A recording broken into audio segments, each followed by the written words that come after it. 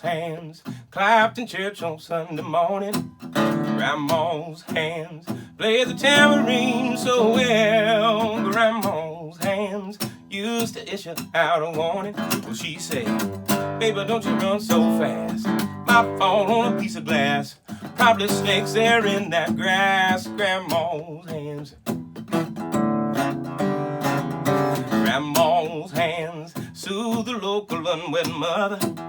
Grandma's hands used to ache sometimes and swell. My grandma's hands used to lift her face and tell us, she said, hey, but grandma understands that you really love the man. Put yourself in Jesus' hands, grandma's hands.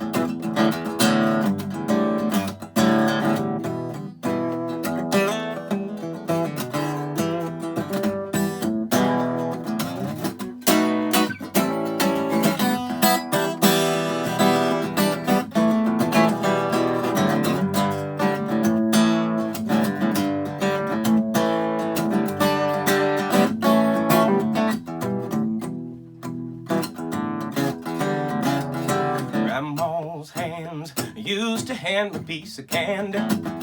Grandma's hands picked me up each time I fell. My grandma's hands, boy, they really came in handy. Well, she said, Papa, don't you whip that boy. What you want to spank him for?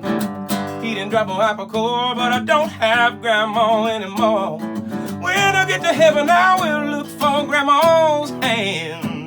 Oh, grandma's hands took me fishing in the springtime. Grandma's hands when the dog was blue.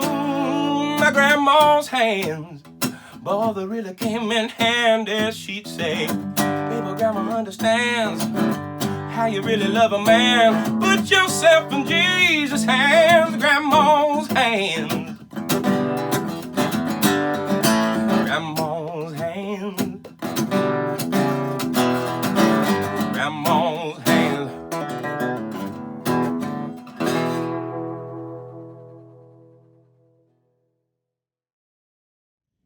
Live on stage in his introduction to that song, Bill Withers talks about that special someone that most of us had, that special someone who taught us how to love. Maybe it was a long-legged woman for you, or a big-hearted man, he says. While for him, he shares, it was his grandma. It's a tough time not to be together in this time of major transitions and transformation. We need the blessings we bestow on each other through our presence, and still we're grateful to be able to gather together virtually for worship on this Memorial Day weekend as the death counts still rise, even as we flatten the curve. One of our members, Polly Davenport, recently was able to travel back home to be with her mother's body. One of several sisters, she was the only one who was able to go back home and say goodbye. It is a tough time not to be together, a time when we have to remind ourselves and remember that every life and every death counts. We chose the music of Bill Withers and John Prine to share with you on this Memorial Day weekend for several reasons. Not just because we love their music, though that's one of the reasons, and not just because they're famous. We chose their music partly because they both died over the last couple months during this pandemic. Bill Withers on March 30th from complications with his heart, and John Prine on April 7th from COVID-19. But the real reason we chose their music is because they cared about each and every person's life, and they worked through their writing and their singing to tell our stories. Most people don't know or don't care who you are, Bill Withers once said in an interview. Sometimes when I tell someone who I am. I tell them myself who I am, and they say back to me, no, you're not. In his playful indignation, I hear Withers challenging us to pay attention to each other's lives. And I hear Withers and Prine both telling us that the life and death of a Silicon Valley CEO is no more important than the life and the death of the person that cleans the bathrooms at Google headquarters. Such good theology they both had, Withers and Prine. Withers never cared much for fame, except for famously eschewing the spotlight. He talked about the fun he had traveling to big cities all around the world. He described how he felt a little bit odd coming as he did from a little town called Slab Fork in West Virginia, and how he figured out over time that he was probably better off knowing the 800 people in his town than living in a large city of 80 million people and not really knowing anyone. The youngest of 6, the first in his family not to work in the coal mines of West Virginia, Withers joined the military right after high school. After 9 years of service, he moved to Los Angeles, where he worked on an assembly line and kept his job installing toilets on commercial airplanes after he was signed for his first recording contract in 1970. On the cover of his first album, you can see him holding his lunchbox, leaning up against the wall of Weber Aircraft. The album is called Just As I Am.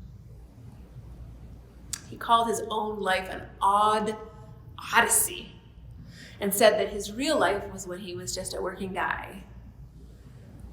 It's okay to head for being Mr. Wonderful, Withers said. But on your way to wonderful, you're gonna have to pass through all right. And when you get to all right, take a good look around and get used to it, because that might be as far as you get. John Prine was another one who took a good look around and decided that just all right might be just good enough. His brother taught him to play the guitar when he was 14, but he pretty much kept his songs to himself until he ended up in Germany when he was drafted during the Vietnam War. And when his buddies would come home to the barracks at the end of a long day, he would pull out his guitar and play songs for them. When he got back stateside, he took up a job as a mailman, worked for years as a mailman, saying he read everybody's mail for ideas for his songs.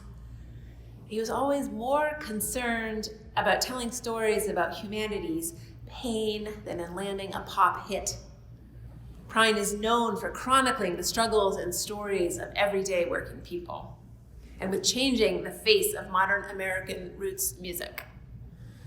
His lyrics are pure Proustian existentialism, Bob Dylan once said about John Prine. Prine has an eye for the in-between spaces, the moments people don't talk about, the moments that make your life and my life, the moments that will make your death and my death meaningful. Like most precious gifts, Withers said, life gives us the responsibility of upkeep. We are given the responsibility of arranging our own spaces to best benefit our survival. We have the choice of believing or not believing in things like God and friendship and marriage and love, or any number of simple but complicated things, he said. We will make some mistakes, both in judgment and in fact. We will help some situations and we will hurt other situations. We will help some people and we will hurt some people. And we will be left to live with it and to die with it, either way. We must then make adjustments, or as the old people back home would call them, adjustments. He laughed. We are all being asked to make adjustments today. We're all being asked to make sacrifices.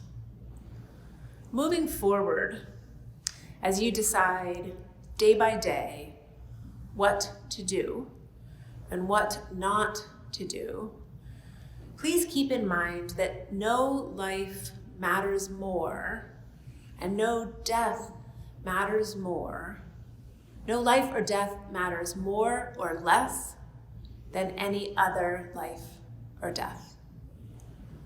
Then you can be sure your sacrifices will be for the good of others and for all of life, not just for yourself. On this Memorial Day weekend, then, we ask for the dead to strengthen our hold on life and to guide us. We know things that are of the flesh must perish after the way of the flesh.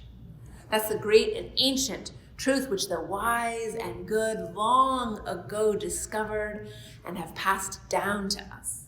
Let us be confident and trusting that a human life is full of meaning and purpose, even in death. Let us remember that a human life is a sacred thing. Its beginning is sacred. Its span of years is sacred. And its ending is sacred too. Both my grandmothers survived the flu pandemic in 1918. Both of my grandmothers faced death and the threat of war and the threat of the extinction of their people. And yet here I am. And so I'm asking myself these days, and I invite you to ask yourselves too, what will you do with your hands? I invite you to take a moment to look at your own hands. Are they a mother's hands, a grandmother's hands, a father's hands, a grandfather's hands, an artist's hands, a gardener's hands, a laborer's hands? What do you, just as you are, want to teach or share about love? We all know something about love. What will you teach or share about love with your hands, with your voice, with the one wild and precious life you've been given? Because your life has value just as it is and just as you are.